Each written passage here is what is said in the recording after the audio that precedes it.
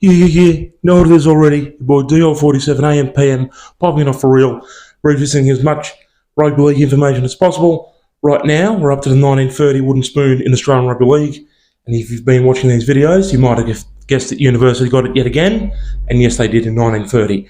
The same old rubbish. This time, University played 14 games in 1930, just 2 wins and 12 losses to finish with 4 competition points. At least they could share their troubles with North Sydney. North Sydney, of course, only had 2 losses and 1 draw for 1930, so they finished on 5 competition points. So at least this time, University didn't get the spoon by much. At least they fought it out with one of the other teams, but they did still get it. And it was the same old very poor attack and even worse defence. They managed just 117 points in attack for 1930 season.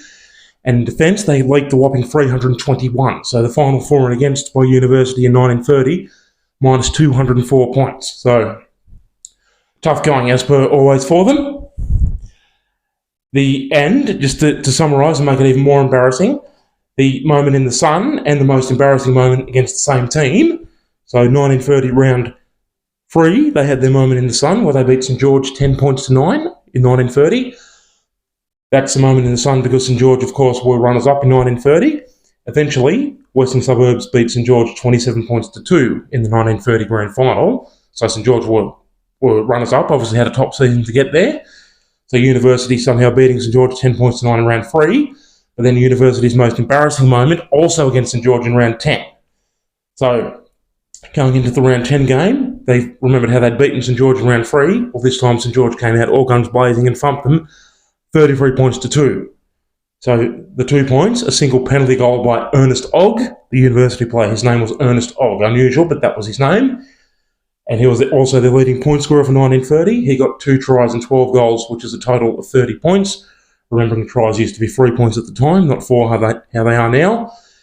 So Ernest Ogg, the top point scorer with those 30 points from 2 tries and 12 goals.